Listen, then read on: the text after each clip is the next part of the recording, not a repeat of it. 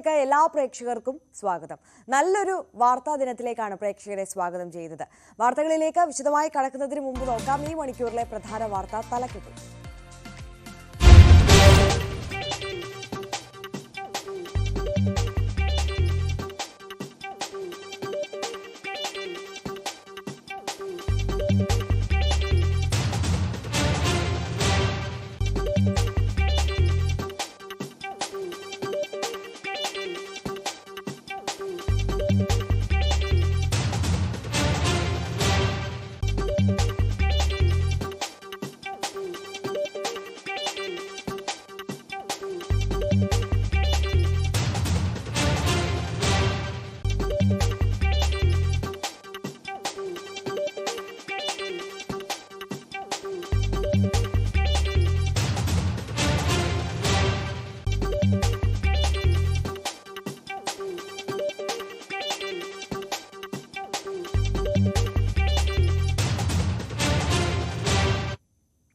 വാർത്തകളിലേക്ക് വിശദമായി കടക്കുമ്പോൾ ഗവർണർ SFI പോർവിളി, ഈ വാർത്ത തന്നെയാണ് കഴിഞ്ഞ 2-3 ദിവസങ്ങളായി നമ്മളുടെ എല്ലാം ശ്രദ്ധാകേന്ദ്രം. ആ വാർത്തയിലേക്ക് തന്നെയാണ് നമ്മൾ ആദ്യം പോകുന്നത്.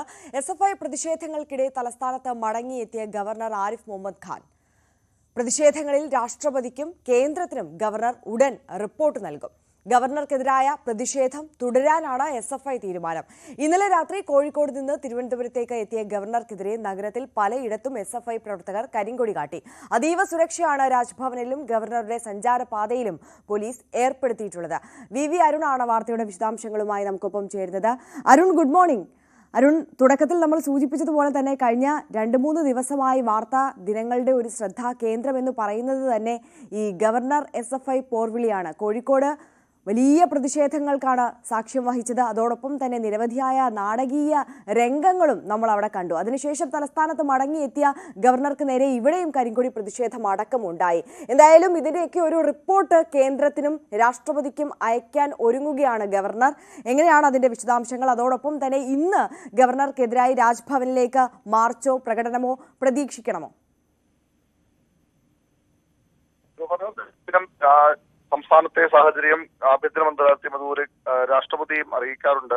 കഴിഞ്ഞ കുറച്ച് ദിവസങ്ങളായി ഗവർണർക്ക് ശക്തമായ പ്രതിഷേധമാണ് സംസ്ഥാനത്തിന്റെ പല ഭാഗങ്ങളിലും ഉണ്ടാവുന്നത്. കാലിക്കറ്റ് ക്യാമ്പസിൽ അതിശക്തമായ പ്രതിഷേധമുണ്ടായി.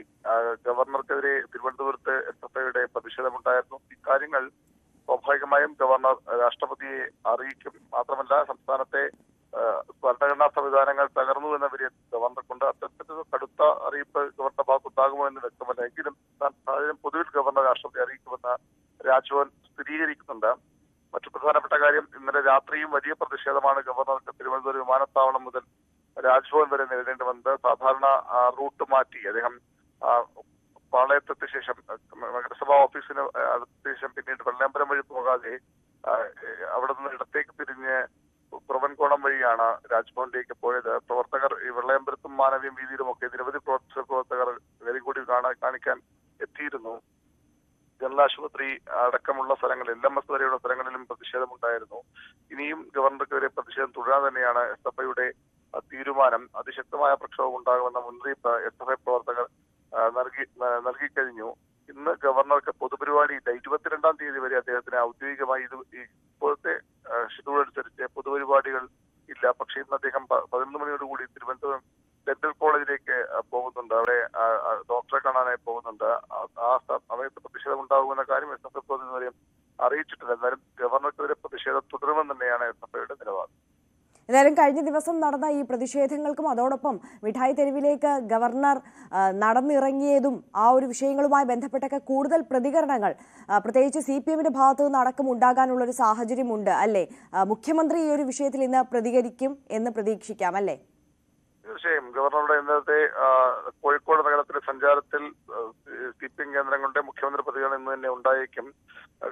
ഗവർണർ നിരന്തരം പ്രോട്ടോകോൾ ലംഘിക്കുന്നു എന്ന പരാതിയാണ് മുഖ്യമന്ത്രി ഉൾപ്പെടെയുള്ളവർക്കുള്ളത്. കാരണം ഗവർണർ അതീവ സുരക്ഷയിൽ സഞ്ചരിക്കേണ്ട ആളാണ്. പക്ഷേ സുരക്ഷാ ഉദ്യോഗസ്ഥരെ വെല്ലുവിളിച്ചുകൊണ്ട് പ്രോട്ടോകോൾ എല്ലാം ലംഘിച്ചുകൊണ്ട് അദ്ദേഹം ഇന്നലെ കോഴിക്കോട് നടത്തിയവരുള്ള പ്രതീക്ഷിത യാത്രകൾ നടത്തുന്നത് പോലീസും ആഭ്യന്തര വകുപ്പിനും വലിയ തലവേദനയാണ്. കാരണം ഏതെങ്കിലും തരത്തിലുള്ള പ്രതിഷേധമോ അല്ലെങ്കിൽ അപകടമോ ഗവർണർക്കുണ്ടായാൽ സ്വാഭാവികമായും മറുപടി പറയേണ്ടി വരിക സംസ്ഥാന ആഭ്യന്തര വകുപ്പാണ്.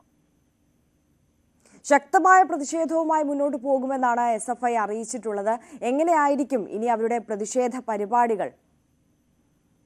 ക്യാമ്പസുകളിൽ ബാനർ ഉയർത്തി പ്രതിഷേധിക്കുമെന്ന് SFI നേരത്തെ പ്രഖ്യാപിച്ചതാണ്. പ്രസ്ഥാനത്ത് ഏതാണ്ട് എല്ലാ ക്യാമ്പസുകളിലും, അത് SFIക്ക് സ്വാധീനമുള്ളതും ഇല്ലാത്തതുമായ ക്യാമ്പസുകളിൽ ഇന്നലെ തന്നെ ഗവർണർക്കെതിരെ പോസ്റ്ററുകൾ, ബാനറുകൾ ഉയർന്നിരുന്നു. നഗരത്തിൽ പലയിടത്തും, നഗരത്തിലെ ഏതാണ്ട് എല്ലായിടത്തും ഗവർണർക്കെതിരെ സംഘ ഗവർണർ അധിക്ഷേപിച്ചുകൊണ്ട് അങ്ങനെ പരാമർശിച്ചുകൊണ്ട് പോസ്റ്ററുകളുണ്ട്. രാജ്ഭവനെ തൊട്ടു മുന്നിൽ വരെ ഇന്നലെ SFI പ്രവർത്തകർ എത്തി പോസ്റ്റർ പതിച്ചു. DYFIയുടെ പ്രവർത്തകർ ബാനർ പ്രകടനമായി എത്തി രാജ്ഭവന് സമീപം ബാനർ കെട്ടി. നഗരത്തിൽ പലയിടത്തും 200 കേന്ദ്രങ്ങളിൽ അത്തരത്തിൽ ബാനർ ഉയർത്താനാണ് DYFIയുടെ തീരുമാനം. SFIയും എല്ലാ സ്ഥലത്തും, അതായത് ഗവർണറുടെ സഞ്ചാരപാതയിൽ പലയിടത്തും ഇത്തരത്തിലുള്ള ഫ്ലക്സ് ബോർഡുകളും അതുപോലെ തന്നെ ബാനറുകളും സ്ഥാപിച്ചിട്ടുണ്ട്. ഗവർണർക്കെതിരെയുള്ള കരിങ്കൊടി പ്രതിഷേധം തുടരാനാണ് SFIയുടെ തീരുമാനം.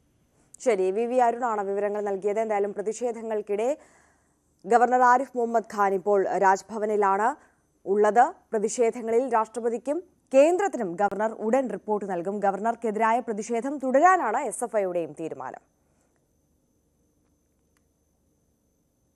മറ്റ് വാർത്തകളിലേക്ക് കടക്കുമ്പോൾ മുല്ലപ്പെരിയാർ അണക്കെട്ട് തുറക്കും. ജലനിരപ്പ് 138.25 അടി ആയതിനെ തുടർന്നാണ് സ്പിൽവേ ഷട്ടറുകൾ ഉയർത്തുന്നത്.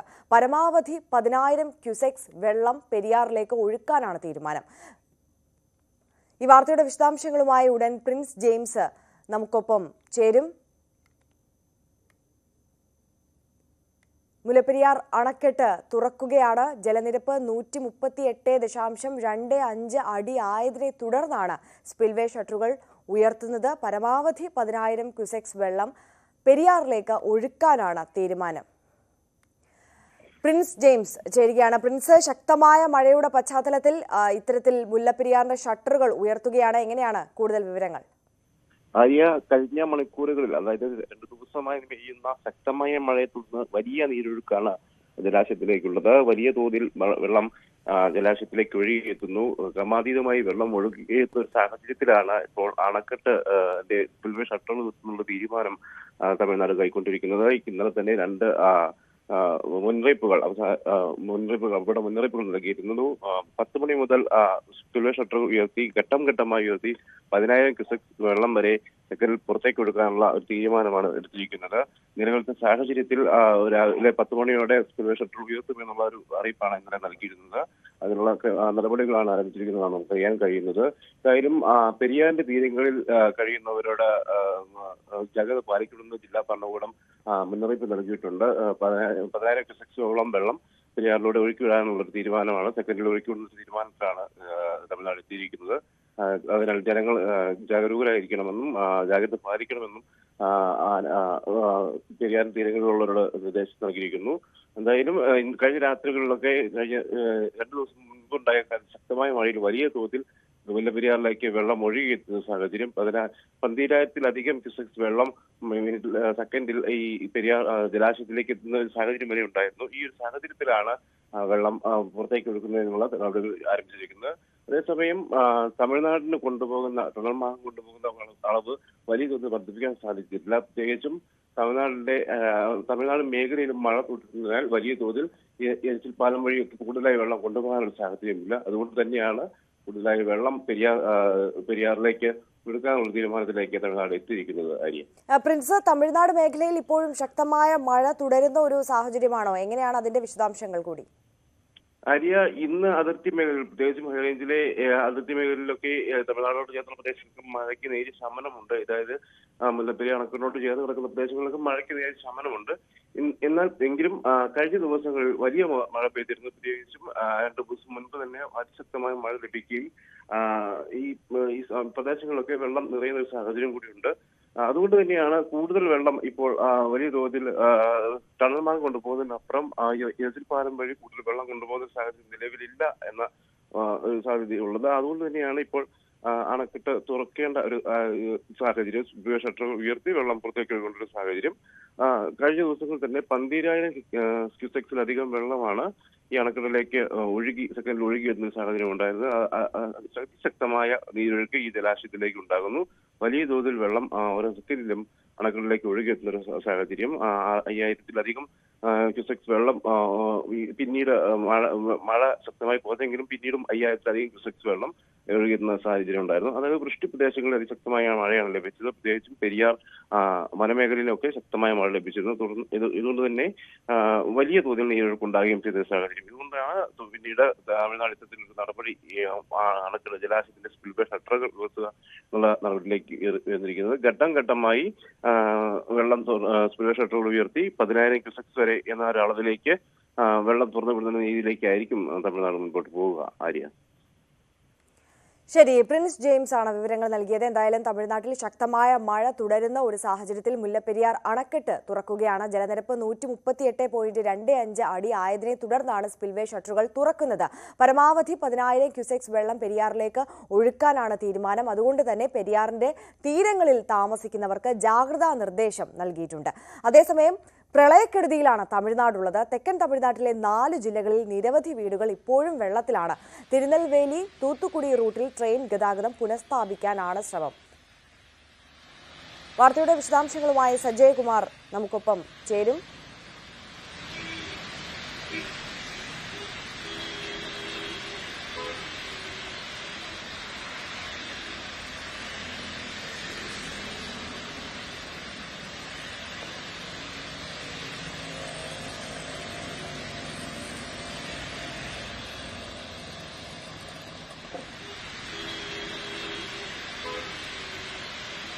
സജയ് കുമാർ വിവരങ്ങളുമായി ചേരുകയാണ്. സജയ് കുമാർ, എങ്ങനെയാണ് നിലവിലത്തെ ഒരു സാഹചര്യം? മഴയ്ക്ക് കുറവുണ്ടോ?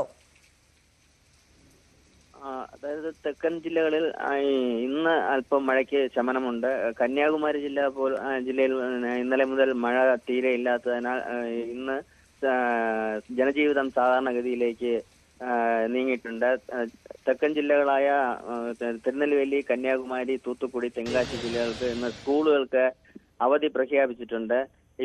പല തൂത്തുക്കുടി, തിരുനെൽവേലി പോലുള്ള ജില്ലകൾ ജനജീവിതം പാടെ സ്തംഭിച്ചിട്ടുണ്ട്.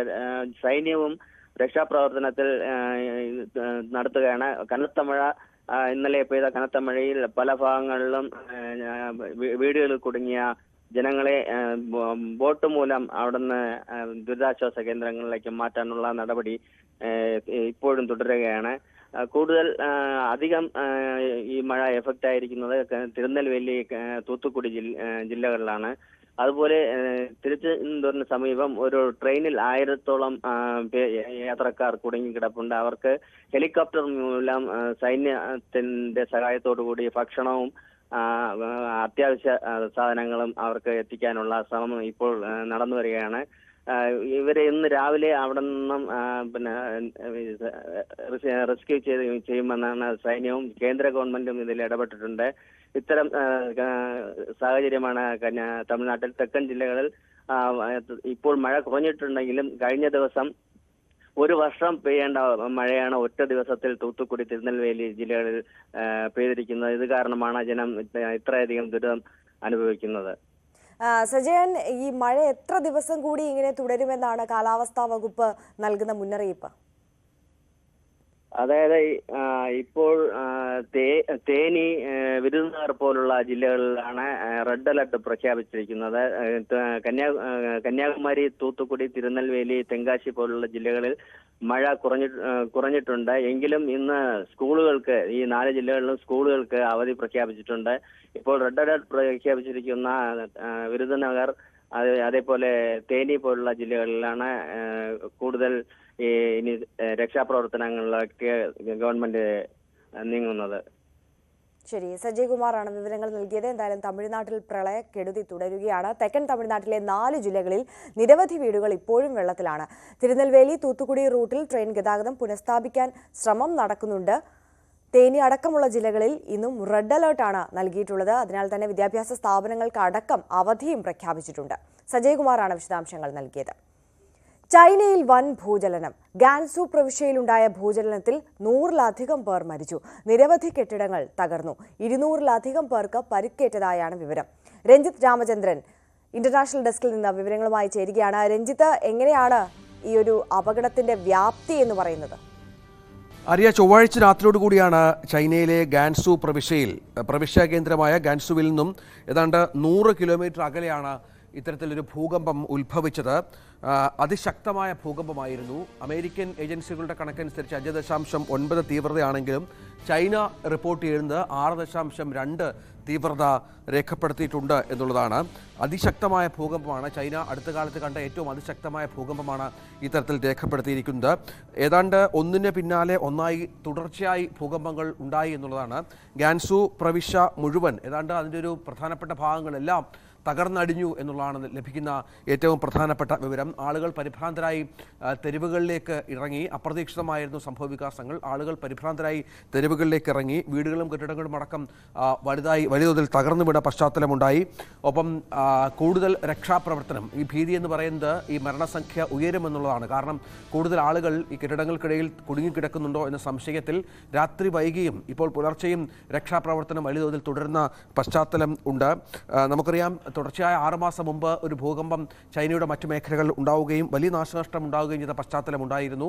തുടർച്ചയായി ഇത്തരം ഭൂകമ്പങ്ങൾ രാജ്യത്തിൻ്റെ ഒരു പാരിസ്ഥിതിക അവസ്ഥയെ തന്നെ വല്ലാതെ മാറ്റുന്ന ഒരു സാഹചര്യമുണ്ട്. എല്ലാ സാധ്യതകളും രക്ഷാപ്രവർത്തനത്തിൽ ഉപയോഗിക്കണമെന്ന് ചൈനീസ് പ്രസിഡന്റ് ഷീ ജിൻപിങ് നിർദ്ദേശം നൽകിയിട്ടുണ്ട്. പലയിടത്തും വൈദ്യുതിയും വെള്ളവും നിലച്ച പശ്ചാത്തലം കൂടി ഇതിനോട് കൂട്ടിച്ചേർത്ത് വായിക്കണം. കാരണം രക്ഷാപ്രവർത്തനം അതുകൊണ്ട് വലിയ ദുഷ്കരമായിരിക്കുകയാണ്. റോഡുകളും തകർന്ന പശ്ചാത്തലമുണ്ട്. റോഡുകളൊക്കെ പൂർണ്ണമായും തകർന്ന തരത്തിലുള്ള പ്രധാനപ്പെട്ട കാര്യങ്ങൾ പുറത്തു വരുന്നുണ്ട്.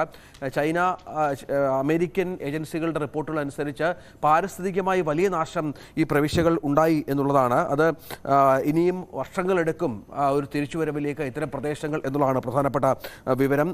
ഇപ്പോൾ മരണസംഖ്യ ഏറ്റവും പ്രധാനമായി പുറത്തു വരുന്നത് 111. പക്ഷേ സ്വാഭാവികമായും ഇത് വർദ്ധിക്കാൻ തന്നെയാണ് സാധ്യത. 200-ലധികം പേർക്ക് പരിക്കേറ്റിട്ടുണ്ട്. ഇവരിൽ പലരുടെയും പരിക്ക് ഗുരുതരമാണ് എന്നുള്ള ഏറ്റവും പ്രധാനപ്പെട്ട വിവരവും ഈ ഘട്ടത്തിൽ പുറത്തു വരുന്നുണ്ട്. രഞ്ജിത്ത്, നമുക്കിപ്പോൾ നോക്കുകയാണെങ്കിൽ ഈ രക്ഷാപ്രവർത്തനം ഒരു പാതി വഴിയിൽ ആയിട്ടേ ഉള്ളൂ എന്ന് പറയാം, അല്ലേ? ഇനിയും കൂടുതൽ ആളുകൾ ഒരുപക്ഷെ കെട്ടിടാവശിഷ്ടങ്ങൾക്കിടയിലൊക്കെ ഉണ്ടാകാം. മരണസംഖ്യ ഉയരാനുള്ള ഒരു സാധ്യത തന്നെയാണ് മുന്നിലുള്ളത്, അല്ലേ? തീർച്ചയായും ഗാൻസു, സിൻഹുവ എന്നീ 2 പ്രധാനപ്പെട്ട പ്രവിശ്യകളിലാണ് ഈ ഭൂകമ്പം വലിയ നാശം വിതച്ചത് എന്നുള്ളതാണ് പ്രധാനപ്പെട്ട വിവരം, ആര്യ. അതുകൊണ്ട് തന്നെ ഇവിടെ വലിയ വലിയ കെട്ടിടങ്ങൾ ഉണ്ടായിരുന്നു. ഈ കെട്ടിടങ്ങൾ ഒക്കെ പൂർണ്ണമായും തകർന്ന പശ്ചാത്തലമുണ്ട്. പല ആളുകളും ഇതിൻ്റെ ഒരു പ്രശ്നം പരിഭ്രാന്തരായാണ് തെരുവുകളിലേക്ക് ഇറങ്ങിയത്. പക്ഷേ അങ്ങനെ ഇറങ്ങി രക്ഷപ്പെടാൻ പറ്റാത്ത നിരവധി ആളുകളും ഈ കെട്ടിടങ്ങൾക്കിടയിൽ കുടുങ്ങിക്കിടക്കുന്നുണ്ട് എന്നുള്ള പ്രധാനപ്പെട്ട വിവരമാണ് ഇപ്പോൾ പുറത്തു വരുന്നത്. അതുകൊണ്ട് തന്നെയാണ് ചൈനീസ് പ്രസിഡന്റ് തന്നെ പരമാവധി എല്ലാ മാർഗങ്ങളും രക്ഷാപ്രവർത്തനത്തിനായി സ്വീകരിക്കണം എന്നുള്ള നിർദ്ദേശം നൽകിയിരിക്കുന്നത്. ചൈനീസ് ഉദ്യോഗസ്ഥർ, ചൈനീസ് സേനയടക്കം രക്ഷാപ്രവർത്തനത്തിന് മുൻകരുതലുകൾ അല്ലെങ്കിൽ അത്തരത്തിലുള്ള സംവിധാനങ്ങൾ സ്വീകരിക്കുന്നുണ്ട് എങ്കിൽ പോലും ഒരു പ്രധാന പ്രശ്നം നേരത്തെ പറഞ്ഞതുപോലെ ഈ വൈദ്യുതിയും വെള്ളവുമില്ല എന്നുള്ളതൊരു പ്രശ്നമായി മാറുന്നുണ്ട്. ഒപ്പം ഈ പ്രവിശ്യകളിലേക്ക് സൈന്യത്തിനടക്കം എത്താൻ പറ്റാത്ത സാഹചര്യമുണ്ട്. കാരണം റോഡ് മാർഗം രക്ഷാപ്രവർത്തനത്തിനായി എത്തുക എന്നുള്ള ദുഷ്കരമാണ്. റോഡുകളെല്ലാം ഏതാണ്ട് പൂർണ്ണമായും തകർന്നടിഞ്ഞു എന്നുള്ളതാണ് പ്രധാനപ്പെട്ട വിവരം. തീർത്തും ഒറ്റപ്പെട്ട നിലയിലേക്ക് ഈ പ്രദേശങ്ങൾ പോയതും ഈ രക്ഷാപ്രവർത്തനത്തെ സാരമായി ബാധിക്കുന്ന പശ്ചാത്തലമുണ്ട്. അങ്ങനെ വല്ലാത്ത അവസ്ഥയിലാണ് ഈ ഗാൻസു, സിൻഹുവ എന്നീ പ്രദേശങ്ങൾ എന്നുള്ളതാണ്. പക്ഷേ അപ്പോഴും പരമാവധി മാർഗങ്ങൾ സ്വീകരിക്കുന്നുണ്ട് രക്ഷാപ്രവർത്തനത്തിനായി. 111 എന്ന നിലയിൽ തന്നെയാണ് കഴിഞ്ഞ മണിക്കൂറുകളായി അന്തർദേശീയ മാധ്യമങ്ങൾ പോലും ഈ മരണവിവരങ്ങൾ റിപ്പോർട്ട് ചെയ്തിരിക്കുന്നത്. സ്വാഭാവികമായും മരണസംഖ്യ വർദ്ധിക്കും. കാരണം ഇപ്പോഴും ഈ കെട്ടിടാവശിഷ്ടങ്ങൾക്കിടയിൽ കുടുങ്ങിക്കിടക്കുന്നവരെ രക്ഷിക്കാനുള്ള സാധ്യമായ എല്ലാ ശ്രമങ്ങളും ചൈനയുടെ ഭാഗത്തുനിന്ന് ഉണ്ടാകുന്നുണ്ട്, ആര്യ. ജനസാന്ദ്രത കൂടിയ ഒരു മേഖലയിൽ തന്നെ, പ്രവിശ്യയിൽ തന്നെ ആയിരുന്നു ഈ ദുരന്തം സംഭവിച്ചതല്ലേ? തീർച്ചയായും ഒരുപാട് ജനങ്ങൾ അധിവസിക്കുന്ന മേഖലകളാണ് ഈ നേരത്തെ പറഞ്ഞ പോലെയുള്ള പ്രവിശ്യ കേന്ദ്രമായ ഗൻസു ആയാലും ഒപ്പം സിൻഹുവ ആയാലും. ഇവിടെയൊക്കെ ഒരുപാട് ആളുകൾ കുടുംബമായി താമസിക്കുന്നവരുണ്ട്. തൊഴിലാളികൾ ഒരുപാട് അധിവസിക്കുന്ന ഒരു മേഖലയാണ്. വലിയ വലിയ കെട്ടിട സമുച്ചയങ്ങൾ, ഫാക്ടറികൾ, വ്യവസായ മേഖല കൂടിയാണിത്. ഫാക്ടറികളൊക്കെ പ്രവർത്തിക്കുന്ന മേഖലകളാണ്. ഇന്നലെ നമുക്കറിയാം ചൊവ്വാഴ്ച രാത്രി രാത്രിയാണ് ഈ ഭൂകമ്പം ഉണ്ടായത് എന്നതുകൊണ്ട് തന്നെ ഈ പറഞ്ഞതുപോലെ ഒരുപാട് മരണസംഖ്യ വർദ്ധിക്കാനുള്ള സാഹചര്യം കൂടി ഇതിനോട് ചേർത്ത് വായിക്കേണ്ടി വരും. ഒന്നിന് പിന്നാലെ ഒന്നായി തുടരെ ഭൂകമ്പം ഉണ്ടാവുകയും ഇതിൻ്റെ ഒരു ആഘാതത്തിൽ ജനങ്ങൾ പൂർണ്ണമായും പരിഭ്രാന്തരായി പുറത്തിറങ്ങി രക്ഷപ്പെടാനുള്ള ശ്രമം നടത്തുകയുമായിരുന്നു. പക്ഷേ പൂർണ്ണമായും എല്ലാവർക്കും രക്ഷപ്പെടാൻ സാധിച്ചില്ല എന്നുള്ളതാണ് പ്രധാനപ്പെട്ട വിവരം. ഒപ്പം ഈ ദുരിതാശ്വാസ പ്രവർത്തനങ്ങൾക്കും ഇടയിലും ഈ ഒരുപാട് ആളുകൾ ഈ കെട്ടിടങ്ങൾക്കിടയിൽ നേരത്തെ പറഞ്ഞതുപോലെ കുടുങ്ങിക്കിടക്കുന്നത് വളരെ പ്രധാനപ്പെട്ട ഒരു പ്രശ്നമായി മാറുന്നുണ്ട്. ഇവരെ രക്ഷിക്കാനുള്ള തീവ്ര ശ്രമം എല്ലാ സാധ്യതകളും ഉപയോഗിച്ച് അതിന് നടത്തുന്നുണ്ട് എന്നുള്ളതാണ് പ്രധാനപ്പെട്ട വിവരം. ആര്യ, ഈ രഞ്ജിത്ത്, തുടരെ ഉണ്ടാകുന്ന ഭൂചലനങ്ങൾ, പ്രകൃതി ദുരന്തങ്ങൾ ഈ പാരിസ്ഥിതികമായി ഉണ്ടായ തകർച്ചയിലേക്കാണ് വിരൽ ചൂണ്ടുന്നത് എന്ന് പറയുമ്പോൾ അതിൻ്റെ ഒരു വിശദാംശങ്ങൾ എങ്ങനെയാണ്? ഈ പ്രദേശം നേരത്തെ പറഞ്ഞതുപോലെ ചൈനയിൽ ഏറെ പ്രാധാന്യമുള്ള മേഖലകൾ അടങ്ങുന്ന ഒരു സ്ഥലമാണ്. വനപ്രദേശങ്ങളുണ്ട്, വ്യാവസായിക മേഖലകളുണ്ട്, ജനവാസ കേന്ദ്രങ്ങൾ നിരവധിയുണ്ട്. അങ്ങനെ ഈ പ്രദേശത്തിൻ്റെ മുഴുവൻ സന്തുലിതാവസ്ഥ തകർക്കുന്ന വിധമാണ് ഇപ്പോൾ ഈ ഭൂകമ്പം ആഞ്ഞടിച്ചിരിക്കുന്നത് എന്നുള്ളതാണ് പ്രധാനപ്പെട്ട വിവരമായി ഈ പുറത്തു വരുന്നത്. ഈ പ്രദേശത്തിന് ഏറെ പ്രാധാന്യമുള്ള സ്ഥലങ്ങളാണ്, ചൈന ഏറെ പ്രാധാന്യം കൊടുത്തിരുന്ന സ്ഥലങ്ങൾ കൂടിയാണ് എന്നുള്ളതാണ്. ഈ നേരത്തെ പറഞ്ഞതുപോലെ ഗാൻസു, ഈ പ്രതീക്ഷാ കേന്ദ്രമായ ഗാൻസുവിൽ നിന്നും 100 കിലോമീറ്റർ അകലെയാണ് ഇത് ഉത്ഭവിച്ചത് എന്നുള്ളതാണ്. ഏതാണ്ട് 6-7-8 കിലോമീറ്റർ പ്രദേശങ്ങൾ മുഴുവൻ ഏതാണ്ട് പൂർണ്ണമായും തകർന്നു എന്നുള്ളതാണ് നമുക്ക് ലഭിക്കുന്ന വിവരം. കെട്ടിടങ്ങൾ പൂർണ്ണമായും തകർന്നു വീണ പശ്ചാത്തലം കൂടി ഇതുമായി ബന്ധപ്പെട്ട് നമ്മൾ വായിക്കണം. അങ്ങനെ നേരത്തെ പറഞ്ഞതുപോലെ പാരിസ്ഥിതികമായ ഒരു ഭൂകമ്പമൊക്കെ ഉണ്ടായിക്കഴിഞ്ഞാൽ പാരിസ്ഥിതികമായ ഒരുപാട് പ്രത്യാഘാതങ്ങൾ ഈ മേഖലകൾക്കുണ്ടാകും. സ്വാഭാവികമായും അതിനനുസരിച്ചുള്ള ഒരു തിരിച്ചുവരവിലേക്ക് ഈ പ്രദേശങ്ങൾ വരണമെങ്കിൽ ഇനിയും നൂറ്റാണ്ടിലെടുക്കുമെന്നുള്ള പ്രവചനമാണ് അമേരിക്കൻ ഏജൻസികൾ അടക്കം നടത്തുന്നത്. അത്തരത്തിൽ വലിയ തോതിൽ നാശം വിതച്ചുകൊണ്ട് എല്ലാ മേഖലകളിലും സർവനാശം വിതച്ചുകൊണ്ടാണ് ഈ ഭൂകമ്പം ഉണ്ടായിരിക്കുന്നത് എന്നുള്ളതാണ് ഏറ്റവും പ്രധാനപ്പെട്ട വിവരം. ആര്യ, ശരി, രഞ്ജിത്ത് രാമചന്ദ്രനാണ് വിവരങ്ങൾ നൽകിയത്. ചൈനയിൽ വൻ ഭൂചലനം, ഗാൻസു പ്രവിശ്യയിലുണ്ടായ ഭൂചലനത്തിൽ 111ഓളം ആളുകൾ മരിച്ചതായാണ് റിപ്പോർട്ട്. നിരവധി കെട്ടിടങ്ങൾ തകർന്നിട്ടുണ്ട്. 200-ലധികം പേർക്ക് പരിക്കേറ്റതായും റിപ്പോർട്ട് വരുന്നു. അതേസമയം മരണസംഖ്യ ഇനിയും ഉയരാം. ജനസാന്ദ്രത കൂടിയ ഒരു മേഖലയിൽ തന്നെയാണ് ഈ ദുരന്തം ഉണ്ടായിട്ടുള്ളത്. ഒരുപാട് കെട്ടിടങ്ങൾ ഉള്ള സ്ഥലമാണ്, ഫാക്ടറികൾ പ്രവർത്തിക്കുന്ന സ്ഥലമാണ്. അതുകൊണ്ട് തന്നെ അവശിഷ്ടങ്ങൾക്കിടയിൽ ഇനിയും ആളുകൾ കുടുങ്ങിക്കിടക്കാനുള്ളൊരു സാധ്യത മുന്നിൽ കാണുന്നു. രക്ഷാപ്രവർത്തനം അവിടെ പുരോഗമിച്ചുകൊണ്ടിരിക്കുകയാണ്. ഇനി നോക്കാം ശബരിമല വാർത്തകൾ.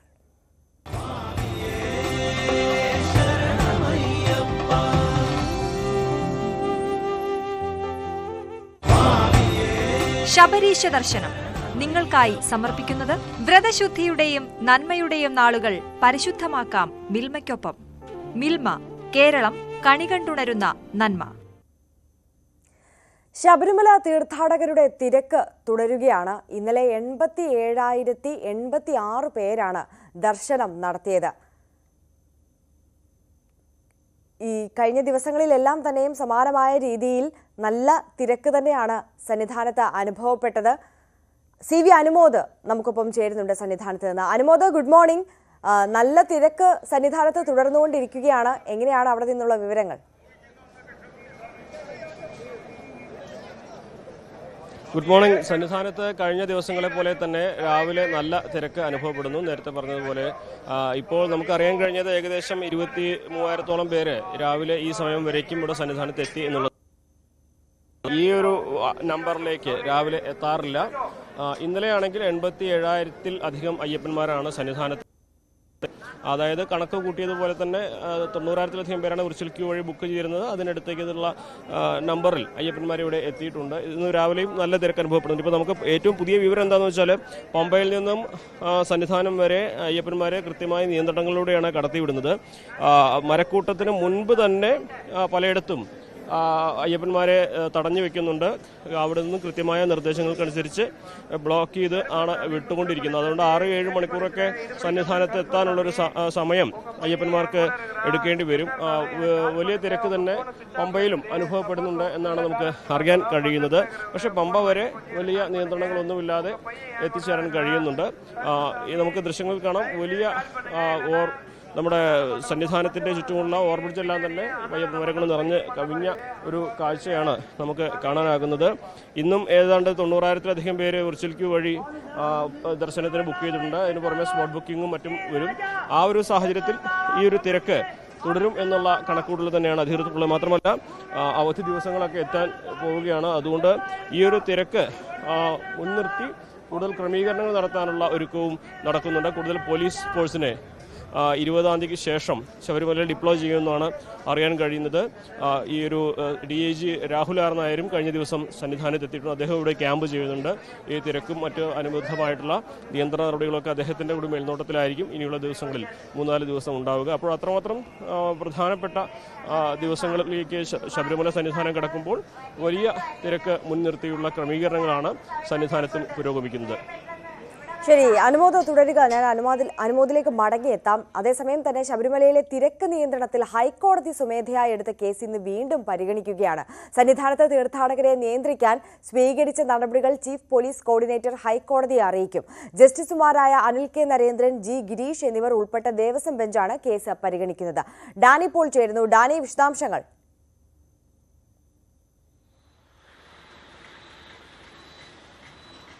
ആര്യ, കഴിഞ്ഞ കുറേ ദിവസങ്ങളായി ഹൈക്കോടതി ഈ കേസുമായി ബന്ധപ്പെട്ടുകൊണ്ട് കൃത്യമായ രീതിയിൽ ഒരു ഇടപെടൽ നടത്തുന്നുണ്ട്. കാരണം വലിയ രീതിയിലേക്ക് തിരക്ക് വരുന്നു, അവിടെ മറ്റു സംവിധാനങ്ങൾ ഉണ്ടാകുന്നില്ല, വലിയ രീതിയിൽ അയ്യപ്പ ഭക്തർ ബുദ്ധിമുട്ട് അനുഭവിക്കുന്നു തുടങ്ങിയ കാര്യങ്ങൾ മാധ്യമങ്ങളിലൂടെയും അല്ലാതെയും തന്നെ കോടതിക്ക് ബോധ്യപ്പെട്ടിട്ടുണ്ട്, നേരിട്ട് ബോധ്യപ്പെട്ടു. അതോടൊപ്പം തന്നെ പരാതികൾ നിരവധി ഹൈക്കോടതിക്ക് ലഭിക്കുന്നു. അങ്ങനെ പടിപടിയായി കുറെ നടപടികൾ സ്വീകരിക്കുകയും ചെയ്തു. തുടർച്ചയായി ഹൈക്കോടതി കേസിൽ സിറ്റിംഗ് നടത്തുകയും ചെയ്തു. അതിന്റെ ഫലമായി അവിടെ ഇടപെടലുകൾ ഉണ്ടായി. പോലീസ് സംവിധാനങ്ങൾ, ഒപ്പം തന്നെ സർക്കാർ, ഇതെല്ലാം തന്നെ വലിയ രീതിയിൽ തന്നെ ഇടപെടലുകളെല്ലാം തന്നെ അവിടെ ഉണ്ടാവുകയും ചെയ്തു, ദേവസ്വം ബോർഡിൻ്റെതടക്കം. അതിൻ്റെ ഒരു വിലയിരുത്തൽ എന്ന വണ്ണമാണ് ഇന്ന് കേസ് വീണ്ടും പരിഗണിക്കുന്നത്. പ്രധാനമായും ഇന്ന് ഇവിടെ പാർക്കിംഗ് ഫീസ് വലിയ രീതിയിൽ തന്നെ വാങ്ങിക്കുന്നു എന്നൊരു പരാതി നിലനിൽക്കുന്നുണ്ട് എരുമേലി ഭാഗത്തെല്ലാം തന്നെ. ഒപ്പം സാധനങ്ങൾക്ക് വലിയ രീതിയിൽ വിലക്കയറ്റം അല്ലെങ്കിൽ വലിയ വില കൂട്ടി വാങ്ങുന്നു, വലിയ ആഹാര സാധനങ്ങൾക്കടക്കം വില ഉയർത്തിയിട്ടുണ്ട് എന്നതടക്കമുള്ള പരാതികൾ ഇപ്പോൾ ശ്രദ്ധയിൽപ്പെട്ടിട്ടുണ്ട്. അപ്പോൾ ഇത് സംബന്ധിച്ചൊരു റിപ്പോർട്ട് പ്രാഥമികമായി പരിശോധിക്കുന്നുണ്ട്. പാർക്കിംഗ് സംബന്ധിച്ച് ഗ്രാമപഞ്ചായത്തിനോട് റിപ്പോർട്ട് ആവശ്യപ്പെട്ടിട്ടുണ്ട്. എക്സിക്യൂട്ടീവ് മജിസ്ട്രേറ്റ് ഈ പരിസരത്തെ, ഈ സന്നിധാനത്ത് മറ്റ് സ്ഥലങ്ങളിലെ ശബരിമലയോട് അടുത്തുള്ള പ്രദേശങ്ങളിലെ അടക്കം വലിയ രീതിയിലേക്ക് വില ഉയർത്തുകയും ഭക്തരെ കൊള്ളയടിക്കുന്ന രീതിയിലേക്ക് കാര്യങ്ങൾ മാറുകയും ചെയ്യുന്നു എന്നുള്ളൊരു പരാതി ഉയർന്നുണ്ട്. അപ്പോൾ ഈ സാധനങ്ങളുടെ വില സംബന്ധിച്ച് അത്തരമൊരു പരാതി വസ്തുതാപരമാണോ എന്നതടക്കമുള്ള കാര്യങ്ങൾ ഇതിൽ പരിശോധിക്കുന്നുണ്ട്. എക്സിക്യൂട്ടീവ് മജിസ്ട്രേറ്റിന്റെ റിപ്പോർട്ട് അതോടൊപ്പം തന്നെ വരുന്നുണ്ട്. ഒപ്പം തന്നെയാണ് വളരെ പ്രധാനപ്പെട്ടത്, നിലവിൽ നടപ്പാക്കിയിട്ടുള്ള ഈ പരിഷ്കാരങ്ങൾ, നിലവിൽ നടപ്പിൽ വരുത്തിയിട്ടുള്ള നിയന്ത്രണങ്ങൾ, ഇതെല്ലാം ഫലപ്രാപ്തിയിൽ എത്തിയിട്ടുണ്ടോ എന്നതടക്കമുള്ള കാര്യങ്ങൾ പരിശോധിക്കും. അത് തിരുവിതാംകൂർ ദേവസ്വം ബോർഡ്, ഒപ്പം തന്നെയും അതത് വകുപ്പുകൾ, KSRTC ഉൾപ്പെടെ KSRTCയുടെ ബസ്സുകൾ, അതിൻ്റെ ഒരു വിന്യാസം സംബന്ധിച്ച് ഉള്ളൊരു ക്രമീകരണങ്ങളുടെ റിപ്പോർട്ട് നൽകാൻ ആവശ്യപ്പെട്ടിട്ടുണ്ട്. KSRTCയും നിലവിൽ നടപ്പിൽ വരുത്തിയിട്ടുള്ള സംവിധാനങ്ങളുടെ റിപ്പോർട്ട് കൊടുക്കും. പോലീസിനോടും റിപ്പോർട്ട് തേടിയിട്ടുണ്ട്. എന്താണ് അവിടെ നടപ്പിലാക്കിയിട്ടുള്ള തിരക്ക് നിയന്ത്രിക്കാൻ ആസ്പദമായ സംവിധാനങ്ങൾ, ഒപ്പം കൂടുതൽ ഉദ്യോഗസ്ഥരെ നിയന്ത്രിക്കുന്ന അടക്കമുള്ള കാര്യങ്ങൾ പരിഗണനയ്ക്ക് വന്നിരുന്നു. ഇതെല്ലാം തന്നെ നടപ്പിലാക്കിയിട്ടുണ്ട് എന്നതടക്കമുള്ള വിശദമായ ഒരു റിപ്പോർട്ടാണ് വിവിധ ഏജൻസികളുടെ വക തേടുന്നത്. ഇന്ന് രാവിലെ തന്നെ കോടതി ഇത് പരിഗണിക്കുമെന്നാണ് മനസ്സിലാക്കുന്നത്. ഡാനി സൂചിപ്പിച്ചതുപോലെ തന്നെ, അതായത് ഹൈക്കോടതിയുടെ ഒരു നിരന്തരമായ ഇടപെടൽ മൂലം കാര്യക്ഷമമായ മാറ്റം ഈ ഒരു വിഷയത്തിൽ വന്നിട്ടുണ്ട് എന്ന് പറയാതിരിക്കാൻ വയ്യ. കാരണം ഈ തിരക്ക് നിയന്ത്രിക്കുന്നതിലാണെങ്കിലും കൃത്യമായ ഇടവേളകളിൽ ഭക്തർക്ക് വെള്ളം നൽകുന്നതിലാണെങ്കിലും ക്യൂ കോംപ്ലക്സിൽ ആളുകളെ ഇരുത്തുന്നതിൽ ഉള്ള ഒരു ക്രമീകരണം അടക്കമുള്ള വിഷയങ്ങളിൽ കാര്യമായ മാറ്റം വന്നിട്ടുണ്ട്. അപ്പോൾ ഈ പുരോഗതി ആയിരിക്കും ഈ വിവിധ ഏജൻസികൾ ഇന്ന് കോടതിക്ക് മുന്നിൽ വയ്ക്കുക, അല്ലേ?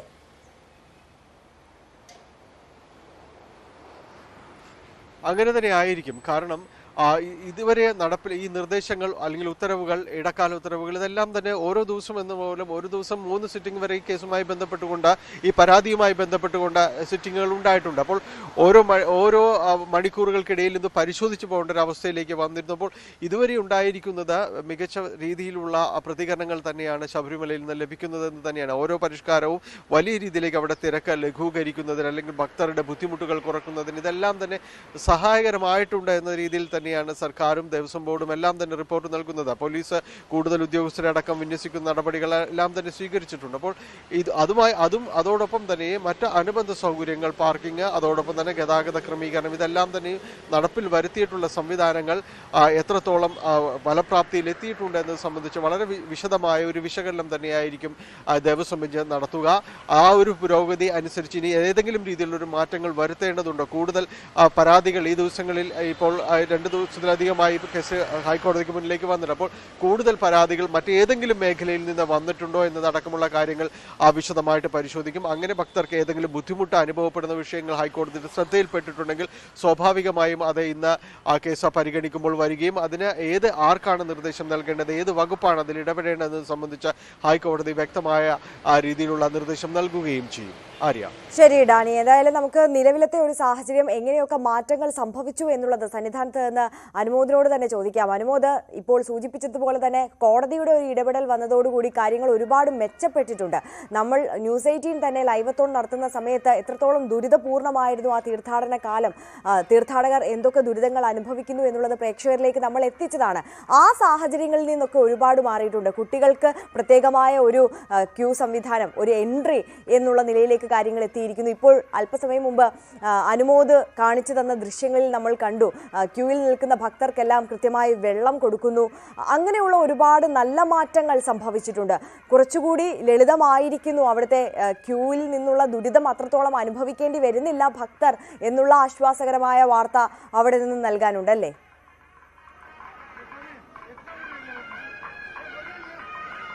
തീർച്ചയായും നമുക്ക് ഈ ഒരു സാഹചര്യത്തിൽ പ്രധാനമായിട്ട് 2 കാര്യങ്ങളാണ് ചൂണ്ടിക്കാണിക്കേണ്ടതുള്ളത്. ഒന്ന്, പമ്പ മുതൽ സന്നിധാനം വരെ എത്ര സമയം വേണമെങ്കിലും അയ്യപ്പന്മാർ കാണാൻ കാത്തു നിൽക്കുന്നൊരു മാനസികാവസ്ഥയിലായിരിക്കും. കാരണം അവർ സന്നിധാനത്തിന് തൊട്ടടുത്ത് നിന്നു, ദർശനത്തിന് ഇനി കുറച്ച് സമയം മാത്രം മതി എന്നൊരു കണക്കുകൂട്ടൽ എത്ര സമയം വേണമെങ്കിലും അവർ കാത്തു നിൽക്കും. പക്ഷേ പമ്പയിലും നിലയ്ക്കലും എത്തുന്നതിന് മുൻപ് നിയന്ത്രണങ്ങൾ ഏർപ്പെടുത്തുമ്പോഴാണ് സാഹചര്യങ്ങൾ കുറച്ചുകൂടി മോശമാകുന്നത്. അവിടെ ഇവർക്ക് ഭക്ഷണമോ വെള്ളമോ കിട്ടാതെ പ്രാഥമിക സൗകര്യങ്ങൾക്കുള്ള സംവിധാനങ്ങളില്ലാതെ വലിയ ബുദ്ധിമുട്ടുകൾ ഉണ്ടാക്കുന്നുണ്ട്. നിലവിൽ സന്നിധാനത്ത് തിരക്കുണ്ടെങ്കിലും കൃത്യമായ ഇടവേളകളിൽ കൃത്യമായ ഇടങ്ങളിൽ നിയന്ത്രിച്ചുകൊണ്ടാണ് കടത്തിവിടുന്നത്. ആ നിയന്ത്രിക്കുന്ന ഇടങ്ങളിലൊക്കെ ഭക്ഷണവും ലഘുഭക്ഷണവും അതുപോലെ കുടിവെള്ളവും മറ്റ് പ്രാഥമിക സൗകര്യങ്ങളൊക്കെ ഉറപ്പാക്കാനുള്ള ഒരു നടപടി അധികൃതരുടെ ഭാഗത്തുനിന്നുണ്ടാകുന്നുണ്ട്. അതായത് ഇപ്പോൾ മരക്കൂട്ടം മുതൽ നമ്മൾ സന്നിധാനം വരെ കണക്കൂട്ടുകയാണെങ്കിൽ ക്യൂ കോംപ്ലക്സുകളിൽ അവിടെ കുറെ കൂടി മെച്ചപ്പെട്ട സൗകര്യങ്ങൾ ഉറപ്പാക്കുന്നു. അതിനുശേഷം നടപ്പന്തലിലേക്ക് എത്തുന്ന യു-ടേണിന് മുകളിലും എവിടെയെല്ലാം ഉറപ്പാക്കുന്ന ഒരു സംവിധാനം ഉണ്ടാകുന്നുണ്ട്. അതുകൊണ്ട് തന്നെ അത്തരത്തിലൊരു ബുദ്ധിമുട്ട് അവർക്ക് നടന്നു വരുമ്പോൾ അധികം ഉണ്ടാകുന്നില്ല എന്നുള്ളൊരു സാഹചര്യമുണ്ട്. മറ്റൊരു കാര്യം, നിലയ്ക്കലും പമ്പയിലും എത്തുന്നതിന് മുൻപ് കഴിഞ്ഞ ആഴ്ചയൊക്കെ മണിക്കൂറുകളാണ് വഴിയിൽ അയ്യപ്പന്മാരുടെ വാഹനങ്ങൾ പിടിച്ചിട്ടത്. അതായത് രാത്രിയാണെങ്കിലും ഏത് സമയത്താണെങ്കിലും മണിക്കൂറുകൾ അവർക്ക് ഒരു വെള്ളമോ ഭക്ഷണമോ കിട്ടാതെ പ്രാഥമിക സൗകര്യം ഇല്ലാത്ത സ്ഥലത്ത് മണിക്കൂറുകളായി കാത്തു നിൽക്കുന്നത്. അതാണ് വലിയ പ്രതിഷേധങ്ങൾക്ക് കാരണമാക്കിയത്. അതുപോലെ നിലയ്ക്കലിൽ ഭക്തരെ കയറ്റി ബസ് എടുക്കാതെ മണിക്കൂറുകൾ കാത്തു നിർത്തുന്ന അവസ്ഥ. അങ്ങനെയുള്ള സാഹചര്യങ്ങൾക്കൊക്കെ വലിയ മാറ്റം ഇപ്പോഴുണ്ടായിട്ടുണ്ട്. പക്ഷേ സന്നിധാനത്തേക്ക് എത്താൻ സമയമെടുക്കുമെന്നുള്ളത് യാഥാർത്ഥ്യമാണ്. കാരണം നമുക്കറിയാം, ഒരു മിനിറ്റിൽ പരമാവധി 70-80 പേരെയൊക്കെയാണ് ഏറ്റവും വേഗത്തിൽ പതിനെട്ടാമ്പടിയിൽ കടത്തിവിടാൻ കഴിയുക. ആ ഒരു സാഹചര്യത്തിൽ നിന്ന് വലിയ മാറ്റം അത്ര എളുപ്പത്തിൽ ഉണ്ടാകില്ല. പക്ഷേ മറ്റൊരു പ്രധാനപ്പെട്ട കാര്യം, ഈ കടത്തി വിടുന്ന അയ്യപ്പന്മാരെ അവർക്ക് കൂടുതൽ ഒരുക്കുക, അതൊക്കെ ഇവിടെ സന്നിധാനത്തിന്റെ നിയന്ത്രണങ്ങളിൽ നിന്നുകൊണ്ട് തന്നെ സാധിക്കുന്നുണ്ട്. ഇനിയിപ്പോ ഈ മാധ്യമങ്ങളിലൊക്കെ ഇത് വലിയ വാർത്തയായതുകൊണ്ട് തന്നെ ലഭിക്കുന്നുണ്ട് എന്ന കാര്യം നമുക്ക് പറയാതിരിക്കാനാകില്ല. നിലവിൽ നമ്മുടെ എല്ലാ വാർത്തകളും ഉണ്ടാക്കിയ ഇമ്പാക്റ്റ് ഇപ്രകാരമാണ്. ഒന്ന്, പമ്പയിലും നിലയ്ക്കലിലും അയ്യപ്പന്മാരെ വളരെയധികം നേരം പിടിച്ചു നിർത്തുന്നില്ല, അല്ലെങ്കിൽ അവർക്ക് കൃത്യമായ വിശ്രമ. CV അനുമോദാണ് സന്നിധാനത്ത് നിന്ന് വിവരങ്ങൾ നൽകിക്കൊണ്ടിരുന്നത്. ചെറിയ ചില സാങ്കേതിക തടസ്സങ്ങൾ ഉണ്ടായി. ഏതായാലും ഡാനി പോളും CV അനുമോദുമാണ് വിശദാംശങ്ങൾ നൽകിയത്. ഇനി നമുക്ക് ശബരിമലയുമായി ബന്ധപ്പെട്ട മറ്റ് വാർത്തകളിലേക്ക് കൂടി കടക്കാം. സന്നിധാനത്ത് വേറിട്ട കാഴ്ചകൾ പലതുമുണ്ട്. ഒടുവിൽ കണ്ടത് അമ്മമാരുടെ ഒരു കൂട്ടായ്മയാണ്. അവർക്ക് പറയാൻ സ്വന്തമായ ഒരു ഹ്രസ്വ ചരിത്രമുണ്ട്. കാണാം.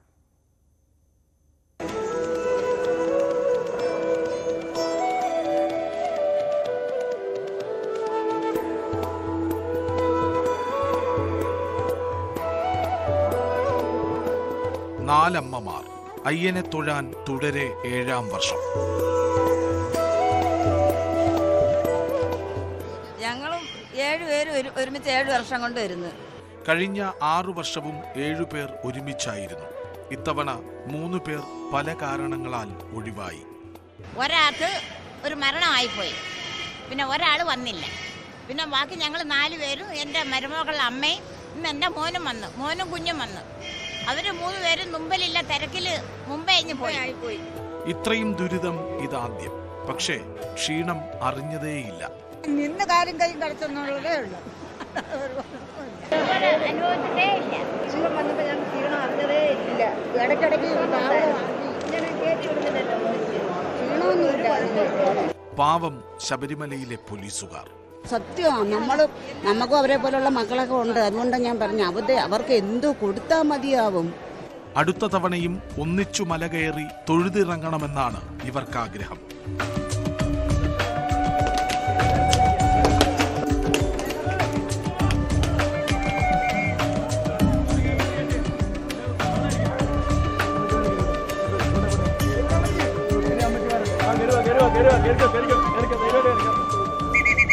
ക്യാമറമാൻ സുമേഷ് മൊറാഴയ്ക്കൊപ്പം VS Krishnaraj, news 18 Sabarimala.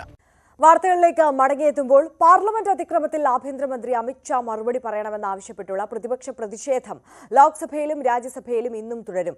Suspend ചെയ്യപ്പെട്ട എംപിമാർ ഇന്ന് പാർലമെന്റ് കവാടത്തിൽ പ്രതിഷേധിക്കും. കേസിൽ അന്വേഷണം തുടരുകയാണ്. ER രാഗേഷ് നാഷണൽ ഡെസ്കിൽ നിന്ന് നമുക്കൊപ്പം ചേരുന്നു. Ragesh, good morning.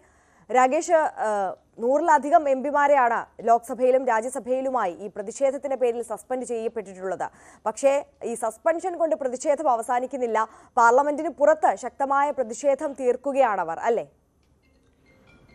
ആര്യ, പാർലമെന്റിന്റെ ചരിത്രത്തിൽ ഏറ്റവും കൂടുതൽ എംപിമാർ ഒരു ദിവസം സസ്പെൻഡ് ചെയ്യപ്പെട്ടത് ഇന്നലെയാണ്. 78 പേരെയാണ് ലോക്സഭയിലും രാജ്യസഭയിലുമായി ഇന്നലെ സസ്പെൻഡ് ചെയ്തത്. അതായത് ഈ സഭാ കാലയളവിൽ മാത്രം 92 പേർ ഇതിനോടകം തന്നെ സസ്പെൻഷനിലായി. 46 പേർ ലോക്സഭയിലും 46 പേർ രാജ്യസഭയിലും സസ്പെൻഡ് ചെയ്തു. ഇതിനു മുമ്പ് സമാനമായ രീതിയിലൊരു സംഭവം ഉണ്ടായിട്ടുള്ള ഒരു ദിവസം ഏറ്റവും കൂടുതൽ എംപിമാർ സസ്പെൻഡ് ചെയ്യപ്പെട്ടത് 1989-ൽ രാജീവ് ഗാന്ധി പ്രധാനമന്ത്രി ആയിരിക്കുമ്പോഴാണ്. അന്ന് ഇന്ദിരാഗാന്ധിയുടെ കൊലപാതകവുമായി ബന്ധപ്പെട്ട റിപ്പോർട്ട് സംബന്ധിച്ച റിപ്പോർട്ട് സഭയിൽ വെച്ച ഘട്ടത്തിലായിരുന്നു അന്ന് പ്രതിഷേധമുണ്ടാവുകയും അന്ന് 63 എംപിമാരെ സസ്പെൻഡ് ചെയ്യുകയും ചെയ്തു. അന്ന് കോൺഗ്രസിന് 400-ലധികം എംപിമാർ ലോക്സഭയിലുണ്ടായിരുന്നു. ഏതായാലും ഇന്നലെ ഉണ്ടായ 78 പേരെ സസ്പെൻഡ് ചെയ്ത നടപടിയാണ് ഇതിന് ലോക്സഭയുടെ അല്ലെങ്കിൽ പാർലമെന്റിന്റെ ചരിത്രത്തിൽ ഏറ്റവും കൂടുതൽ എംപിമാരെ സസ്പെൻഡ് ചെയ്യപ്പെട്ട ദിനം. ഏതായാലും ഈ എംപിമാരെ സസ്പെൻഡ് ചെയ്തുകൊണ്ട് പ്രതിഷേധം അവസാനിക്കുന്നില്ല. ആഭ്യന്തരമന്ത്രി ഈ വിഷയത്തിൽ മറുപടി പറയണം. പാർലമെന്റ് അതിക്രമം സംബന്ധിച്ച മറുപടി പറയണമെന്ന ആവശ്യത്തിൽ ഉറച്ചു നിൽക്കുകയാണ് പ്രതിപക്ഷം.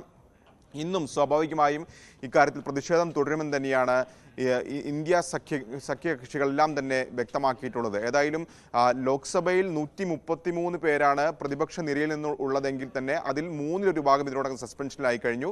രാജ്യസഭയിൽ 95 അംഗങ്ങളാണ് പ്രതിപക്ഷ നിരയിലുള്ളത്. അതിൽ 46 പേരും സസ്പെൻഷനിലായി കഴിഞ്ഞു. അപ്പോൾ ഏതാണ്ട് 1/3 ഭാഗം രണ്ടിടത്തും സസ്പെൻഷനിലായിരുന്നു. പക്ഷേ പ്രതിഷേധം തുടരുമെന്ന് അവർ ആവർത്തിക്കുകയാണ്. പക്ഷേ സർക്കാർ ഇക്കാര്യത്തിൽ ആവർത്തിച്ച് വ്യക്തമാക്കുന്നത് ആഭ്യന്തരമന്ത്രി ഇക്കാര്യത്തിൽ മറുപടി പറയേണ്ട കാര്യമില്ല. കാരണം പാർലമെന്റിന്റെ സുരക്ഷ അടക്കമുള്ള ലോക്സഭയുടെ സുരക്ഷ അടക്കമുള്ള വിഷയങ്ങൾ അത് സ്പീക്കർക്കുമായി ബന്ധപ്പെട്ട് കിടക്കുന്നതാണ്. അപ്പോൾ സഭാ അധ്യക്ഷന്മാർ 2 സഭകളിലും മറുപടി പറഞ്ഞിട്ടുണ്ട്. അതുകൊണ്ട് തന്നെ സർക്കാർ ഈ വിഷയത്തിൽ കേന്ദ്ര ആഭ്യന്തരമന്ത്രി ഈ വിഷയത്തിൽ മറുപടി പറയേണ്ടതില്ല എന്നാണ് സർക്കാരും ആവർത്തിക്കുന്നത്. ഏതായാലും എംപിമാരുടെ സസ്പെൻഷൻ നിലനിൽക്കുന്ന ഈ ഘട്ടത്തിൽ 6 ബില്ലുകൾ ഇന്ന് ലിസ്റ്റ് ഓഫ് ബിസിനസ്സിൽ ഉൾപ്പെടുത്തുകയും ചെയ്തിട്ടുണ്ട്. സ്വാഭാവികമായും സഭാ സമ്മേളനം അവസാനിക്കാറായിരിക്കുന്നു. അതുകൊണ്ട് തന്നെ ഈ ബില്ലുകൾ എത്രയും വേഗം പാസ്സാക്കി എടുക്കുകയായിരിക്കും സർക്കാരിൻ്റെ ലക്ഷ്യം. മറുവശത്ത് ഈ കേസുമായി ബന്ധപ്പെട്ടുള്ള അന്വേഷണവും പുരോഗമിക്കുകയാണ്. കഴിഞ്ഞ ദിവസങ്ങളിൽ പ്രതികളുടെ വീടുകളിൽ പരിശോധന നടത്തുകയും ഒപ്പം തന്നെ കുടുംബാംഗങ്ങളെ ചോദ്യം ചെയ്യുകയും ചെയ്തിരുന്നു. അതിൽ സമാനമായി മൈസൂരിലുള്ള പ്രതി മനോരഞ്ജന്റെ വീട്ടിലെത്തി അന്വേഷണ സംഘം കുടുംബാംഗങ്ങളെ അടക്കമുള്ള വിശദാംശങ്ങൾ തേടുക അടക്കം ചെയ്തിട്ടുണ്ട്. ഇതിന് പുറമെ സാമൂഹ്യ മാധ്യമ കമ്പനിയായ മെറ്റയിൽ നിന്ന് വിവരങ്ങൾ ശേഖരിക്കാനുള്ള നീക്കത്തിലാണ് അന്വേഷണ സംഘം. കാരണം പ്രതികളുടെ ഫോണുകളെല്ലാം ലഭിച്ചത് അത് തകർത്ത നിലയിലാണ്, നശിപ്പിച്ച നിലയിലാണ്. സ്വാഭാവികമായും അത് അന്വേഷണത്തെ ബാധിക്കുന്നുണ്ട്. ഈ ഒരു ഘട്ടത്തിൽ ഭഗത് സിംഗ് കൂട്ടായ്മ അതിൻ്റെ സാമൂഹ്യ മാധ്യമ പേജുകൾ അതിൽ ഇടപെടലടക്കമുള്ള കാര്യങ്ങൾ അത് സംബന്ധിച്ച വിശദാംശങ്ങളാണ് ഇപ്പോൾ മെറ്റയോട് ഇപ്പോൾ അന്വേഷണ സംഘം ആവശ്യപ്പെട്ടിരിക്കുന്നത്. ആര്യ, ശരി.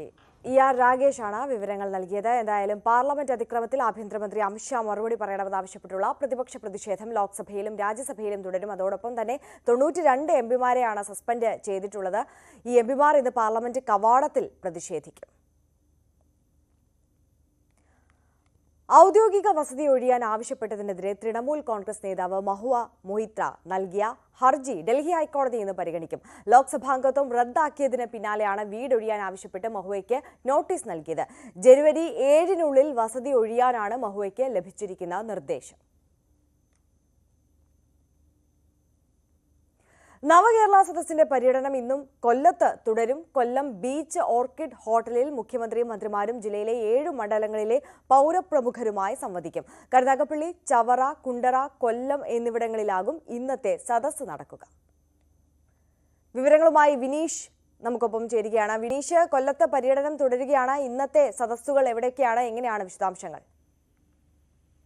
ആര്യ, നവകേരള സദസ്സിന്റെ പര്യടനം ഇന്നും നാളെയുമാണ് കൊല്ലത്ത് നടക്കുക. ഇനി 2 ദിവസം കൂടിയാണ് നവകേരള സദസ്സ് കൊല്ലം ജില്ലയിൽ നടക്കുക. ഇന്ന് രാവിലെ കൊല്ലം ബീച്ച് ഓർക്കിഡ് ഹോട്ടലിൽ മുഖ്യമന്ത്രിയും മന്ത്രിമാരും ജില്ലയിലെ 7 മണ്ഡലങ്ങളിലെ പൗരപ്രമുഖരുമായി സംവദിക്കും.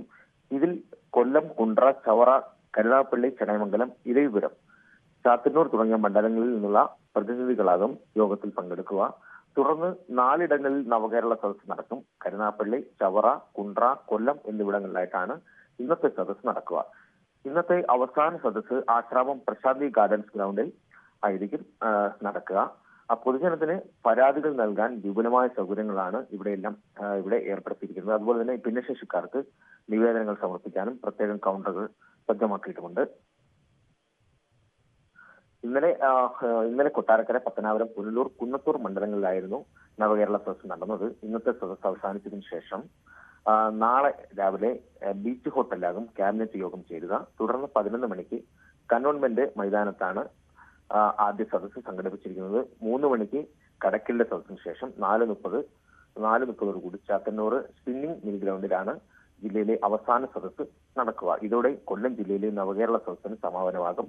പിന്നീടാകും സദസ്സ് തിരുവനന്തപുരം ജില്ലയിലേക്ക് പ്രവേശിക്കുക. അതുപോലെ തന്നെ എടുത്തു പറയാനുള്ള മറ്റൊരു കാര്യം, ഇന്നും മുഖ്യമന്ത്രി ഗവർണർക്കെതിരെ അതിരൂക്ഷമായ ഭാഷയിൽ തന്നെ തന്നെയാണ് സാധ്യതയുള്ളത്. അതുപോലെ തന്നെ കഴിഞ്ഞ ദിവസത്തെ നവകേരള സദസ്സിലും മുഖ്യമന്ത്രിയുടെ പത്രസമ്മേളനത്തിലും അത്തരം പരാമർശങ്ങൾ ഉണ്ടായിരുന്നു. അതുപോലെ തന്നെ ഗവർണറെയും അതുപോലെ തന്നെ ഗൺമാനെയും ഡിവൈഎഫ്ഐ പ്രവർത്തകരെയും വെള്ളപൂശുന്ന നിലപാടായിരുന്നു മുഖ്യമന്ത്രിയുടെ ഭാഗത്തു നിന്നും ഉണ്ടായത്. കഴിഞ്ഞ ദിവസത്തെ പത്രസമ്മേളനത്തിലെല്ലാം അത്തരത്തിലുള്ള പരാമർശങ്ങൾ മുഖ്യമന്ത്രിയുടെ ഭാഗത്തു നിന്ന് ഉണ്ടായി. അതുപോലെ ഈ യൂത്ത് കോൺഗ്രസുകാരെ ഗൺമാൻ മർദ്ദിക്കുന്ന ദൃശ്യങ്ങൾ സമൂഹ മാധ്യമങ്ങളിലടക്കം പ്രചരിക്കുമ്പോൾ അത് താൻ കണ്ടിട്ടില്ല എന്നായിരുന്നു മുഖ്യമന്ത്രി മറുപടി നൽകിയത്. പക്ഷേ ഇത് പരിശോധിക്കുമോ എന്ന് ഒരു മാധ്യമപ്രവർത്തകൻ ചോദിച്ചപ്പോൾ അതിന്റെ ആവശ്യം തനിക്കില്ലെന്നും മുഖ്യമന്ത്രി പറഞ്ഞിരുന്നു. അതുപോലെ തന്നെ ഡിവൈഎഫ്ഐയും എസ്എഫ്ഐയും ഇത്തരത്തിൽ ഇടപെടുന്നത് ഇതാദ്യമായിട്ടുള്ള സംഭവമല്ല എന്നും മന്ത്രി പറയുകയുണ്ടായി. എന്തായാലും നവകേരള സദസ്സിന്റെ കൊല്ലം ജില്ലയിലെ 2ാം നാളിലെ പര്യടനം അല്പസമയത്തിനകം തന്നെ ആരംഭിക്കും. ആര്യ. ശരി വിനീഷ്. പന്തളത്ത് നിന്ന് കാണാതായ 3 വിദ്യാർത്ഥിനികളെയും കണ്ടെത്തി. തിരുവനന്തപുരത്ത് നിന്ന് ഫോർട്ട് പോലീസാണ് 3 പേരെയും കണ്ടെത്തിയത്. ശശിനാരായണൻ വിവരങ്ങളുമായി ചേരുകയാണ്. ശശിനാരായണൻ, എപ്പോഴാണ് ഇവരെ കാണാതാകുന്നത്? ഇതുമായി ബന്ധപ്പെട്ട് പോലീസ് എന്താണ് പറയുന്നത്? ഇന്നലെയാണ് പന്തളത്തെ ബാലാശ്രമത്തിൽ നിന്നും 3 പെൺകുട്ടികളെ കാണാതാകുന്നത്. ഇവർ ഇന്നലെ സ്കൂളിൽ പരീക്ഷ എഴുതാൻ പോവുകയായിരുന്നു. പക്ഷെ തിരിച്ച് സ്കൂളിൽ എത്താതിരിക്കുകയും തുടർന്ന് ഈ ബാലാശ്രമം തിരിച്ചു വരാതിരിക്കുകയും ചെയ്തതിനെ തുടർന്നാണ് ഈ സ്കൂൾ അധികൃതർ ബാലാശ്രമത്തെ അന്വേഷിക്കാൻ കുട്ടികൾ പരീക്ഷയ്ക്കായി പുറപ്പെട്ടിട്ടുണ്ടെന്ന് പറയുകയും ചെയ്തത്. എന്തായാലും കുട്ടികൾ സ്കൂളിൽ എത്താത്ത സാഹചര്യത്തിലാണ് ഈ കുട്ടികൾ കാണാതായ വിവരം പിന്നീട് അറിയുന്നത്. തുടർന്ന് പോലീസിനെ വിവരം അറിയിക്കുകയും അന്വേഷണം ആരംഭിക്കുകയും ചെയ്തു. എന്തായാലും 3 കുട്ടികളും തിരുവനന്തപുരത്ത് ഇപ്പോൾ കണ്ടെത്തിയിരിക്കുന്നു. ഇവരെ ഇന്ന് രാത്രിയിലാണ് ഫോർട്ട് പോലീസ് കണ്ടെത്തിയത്. തിരുവനന്തപുരത്ത് അലഞ്ഞു തിരിഞ്ഞ് നടക്കുന്ന സാഹചര്യത്തിലാണ് കുട്ടികളെ പോലീസ് കണ്ടെത്തിയത്. എന്തായാലും പന്തളത്ത് നിന്നും പോലീസ് ഈ കുട്ടികളെ തിരിച്ചു കൊണ്ടുവരാനായി പുറപ്പെട്ടിട്ടുണ്ട്. വലിയ രീതിയിലുള്ള പോലീസ് ഇന്നലെ അന്വേഷണം വ്യാപിപ്പിച്ചിരുന്നു. എന്തായാലും 3 കുട്ടികളെ കാണാതെ വലിയൊരു ആശങ്ക ഉണ്ടായിരുന്നു. ഈ ബാലാശ്രമത്തിലെ അധികൃതർ പോലീസിന് പരാതി നൽകുകയും ചെയ്തു. തുടർന്നുള്ള അന്വേഷണത്തിലാണ് ഇപ്പോൾ കുട്ടികളെ കണ്ടെത്തിയിരിക്കുന്നത്. എന്തായാലും പന്തളം പോലീസിന് കുട്ടികളെ ഫോർട്ട് പോലീസ് കൈമാറിയിട്ടുണ്ട്. ഇന്ന് അവരെ തിരിച്ച് പന്തളത്ത് എത്തിക്കും. +1-നും +2-നും പഠിക്കുന്ന പെൺകുട്ടികളെയാണ് ഇന്നലെ കാണാതായത്. ഏത് സാഹചര്യത്തിലാണ് അവര് ഇവിടേക്ക് വന്നത് എന്നുള്ളതാണ് പോലീസ് പറയുന്നത്. അത്തരം വിവരങ്ങളൊന്നും തന്നെ അറിയില്ല. എന്തായാലും ഈ പെൺകുട്ടികൾ ഇന്നലെ ഈ സ്കൂളിലേക്ക് പരീക്ഷ എഴുതാൻ പോയതാണ്. ഒരു കുട്ടി മാത്രമാണ്, +2 പഠിക്കുന്ന കുട്ടി മാത്രമാണ് പരീക്ഷ എഴുതിയത്. ബാക്കി 2 പേർക്കുള്ള പരീക്ഷ ഉച്ചയ്ക്ക് ശേഷം വരുന്നത്. ആ കുട്ടികൾ പരീക്ഷ എഴുതിയില്ല. ഈ പരീക്ഷ എഴുതിയ കുട്ടിയോടൊപ്പം തന്നെയാണ് ഇവർ അവിടെ നിന്നും അവിടെ നിന്ന് പോകുന്നത്. പിന്നീട് ഈ കുട്ടികൾ ഈ ബാലാശ്രമത്തിൽ തിരിച്ചു വരാത്തതിനെ തുടർന്ന് സ്കൂൾ അധികൃതരോട് വിവരം അന്വേഷിച്ചതാണ് കുട്ടികൾ ഒരാളാണ് പരീക്ഷ എഴുതിയതും ബാക്കി 2 പേർ എഴുതിയിട്ടില്ലെന്നുള്ള വിവരം അറിയുന്നത്. അത്തരത്തിൽ പിന്നീട് കുട്ടികളെ കാണാതാവുകയും പോലീസ് അന്വേഷണം തുടങ്ങുകയുമായിരുന്നു. എല്ലാ തരത്തിലുള്ള അന്വേഷണം പോലീസ് കുട്ടികൾ പോകാനുള്ള സ്ഥലങ്ങള്, കുട്ടികളുടെ കോണ്ടാക്റ്റുകൾ ഇതൊക്കെ സ്വീകരിച്ചുകൊണ്ടാണ് പോലീസ് അന്വേഷണം നടത്തിയത്. എന്തായാലും തിരുവനന്തപുരത്ത് കുട്ടികൾ എത്തുകയും അവിടെ തിരുവനന്തപുരത്ത് അലഞ്ഞു തിരിഞ്ഞ് നടക്കുന്നതായി പോലീസിന്റെ ശ്രദ്ധയിൽപ്പെടുകയും ചെയ്തു, ഫോർട്ട് പോലീസിന്റെ ശ്രദ്ധയിൽപ്പെടുകയും ചെയ്തു. തുടർന്ന് കുട്ടികൾ പോലീസ് സ്റ്റേഷനിൽ എത്തിക്കുകയും പന്തളത്ത് പോലീസ് വിവരം അറിയിക്കുകയും ചെയ്തു. തുടർന്നാണ് ഇന്ന് കുട്ടികളെ വീണ്ടും തിരിച്ച് പന്തളത്തേക്ക് കൊണ്ടുവരുന്നത്. ആര്യ. ശരി ശശിനാരായണൻ. പന്തളത്ത് നിന്ന് കാണാതായ 3 വിദ്യാർത്ഥിനികളെയും കണ്ടെത്തി. തിരുവനന്തപുരത്ത് നിന്ന് ഫോർട്ട് പോലീസാണ് 3 പേരെയും കണ്ടെത്തിയത്. ഇവരെ പന്തളം പോലീസിന് കൈമാറിയിട്ടുണ്ട്. മാലിന്യമുക്ത നവകേരളം പദ്ധതിയുടെ ഭാഗമായി പത്തനംതിട്ട നഗരസഭയുടെ നേതൃത്വത്തിൽ നഗരത്തെ സൗന്ദര്യവൽക്കരിക്കുന്നതിനുള്ള നടപടികൾ ആരംഭിച്ചു. നഗരത്തിലെ പാതയോരങ്ങളിലെ കൈവരികളിൽ ചെടികൾ സ്ഥാപിച്ച് മനോഹരമാക്കിയാണ് നഗരത്തെ സൗന്ദര്യവൽക്കരിക്കുന്നത്. ബഹുജന പങ്കാളിത്തത്തോടെയാണ് പദ്ധതി നടപ്പാക്കുന്നത്. പത്തനംതിട്ട സെൻട്രൽ ജംഗ്ഷൻ മുതൽ ജനറൽ ആശുപത്രി വരെയുള്ള റോഡിന്റെ വശങ്ങളിലാണ് നഗര സൗന്ദര്യവൽക്കരണത്തിന്റെ ഭാഗമായി ചെടികൾ സ്ഥാപിച്ചത്. റോഡിന്റെ കൈവരികൾ പെയിന്റ് ചെയ്ത് മനോഹരമാക്കി. പ്രത്യേകം തയ്യാറാക്കിയ ഇരുമ്പ് ബക്കറ്റിലാണ് ചെടികൾ സ്ഥാപിച്ചിട്ടുള്ളത്. നഗരത്തെ മാലിന്യമുക്തമാക്കി പൊതുയിടങ്ങൾ സംരക്ഷിക്കുക എന്ന ലക്ഷ്യമാണ് സൗന്ദര്യവൽക്കരണത്തിലൂടെ നഗരസഭ ലക്ഷ്യമിടുന്നത്. പത്തനംതിട്ട നഗരസഭയും ഹരിത നഗരമാക്കി നഗരത്തെ മാറ്റുക എന്ന ഉദ്ദേശത്തോടുകൂടി ഈ പദ്ധതി ഏറ്റെടുത്തതാണ്. ഇവിടെ എല്ലാ വിഭാഗം ജനങ്ങളുടെയും പിന്തുണയോടുകൂടി ഈ പ്രവർത്തനങ്ങൾ മുന്നോട്ട് കൊണ്ടുപോകാനാണ് ആഗ്രഹിക്കുന്നത്. നഗരത്തിന്റെ വിവിധ പ്രദേശങ്ങളിൽ സൗന്ദര്യവൽക്കരണം നടത്തുക എന്നുള്ളതാണ്. നഗര സൗന്ദര്യവൽക്കരണത്തിൽ കോളേജ് വിദ്യാർത്ഥികളും വ്യാപാരികളും പങ്കാളികളായി. ഒരു 100-ൽ പകരം NSS യൂണിറ്റിന്റെ വോളണ്ടിയേഴ്സ് ഉണ്ടായിരുന്നു. അവർ കൂടിയാണ് ഇതെല്ലാം ചെയ്തത്. അപ്പോൾ എല്ലാവരും ഒരു കൂട്ടായ ഫലമാണ് ഇപ്പോൾ ഞങ്ങൾക്ക് ഈ സന്തോഷത്തിന് കാരണമായത്. 500ഓളം ചെടികൾ 5 ലക്ഷം രൂപ മുടക്കിയാണ് റോഡിന്റെ വശങ്ങളിലെ പാതകളിൽ സ്ഥാപിച്ചത്. പദ്ധതിയുടെ ഉദ്ഘാടനം നഗരസഭാ ചെയർമാൻ അഡ്വക്കേറ്റ് സക്കീർ ഹുസൈൻ നിർവഹിച്ചു. ചെടികളുടെ പരിപാലനം നഗരസഭയ്ക്കാണെങ്കിലും സംരക്ഷണം വ്യാപാരികൾക്കാണ്. ന്യൂസ് 18 പത്തനംതിട്ട. മുൻ ഗവൺമെന്റ് പ്ലീഡർ PG മനുവിനെതിരായ പീഡന ആരോപണത്തിലെ അതിജീവിതയുടെ ശാരീരിക മാനസിക അവസ്ഥയെ സംബന്ധിച്ച് റിപ്പോർട്ട് സമർപ്പിക്കാൻ ഹൈക്കോടതി നിർദ്ദേശം. മുൻകൂർ ജാമ്യാപേക്ഷയുടെ വാദത്തിനിടെയാണ് കോടതി റിപ്പോർട്ട് സമർപ്പിക്കാൻ സർക്കാരിന് നിർദ്ദേശം നൽകിയത്. അതിജീവിതയുടെ മാനസികാവസ്ഥ ഇപ്പോൾ എങ്ങനെയാണെന്ന് മനസ്സിലാക്കുക മാത്രമാണ് ഉദ്ദേശിക്കുന്നതെന്ന് കോടതി വ്യക്തമാക്കി. അതിജീവിതയോട് സംസാരിക്കാനും സ്ഥിതിഗതികൾ വിലയിരുത്താനും ഹൈക്കോടതിയിലെ ഒരു മുതിർന്ന വനിതാ അഭിഭാഷകയെ പറഞ്ഞയക്കുന്നതായിരിക്കുമെന്നും അഡീഷണൽ DGP ചൂണ്ടിക്കാട്ടി. ഇക്കാര്യത്തിൽ അതിജീവിതയ്ക്ക് വേണ്ടി ഹാജരായ അഭിഭാഷകരോടും കോടതി അഭിപ്രായം ആരാഞ്ഞു.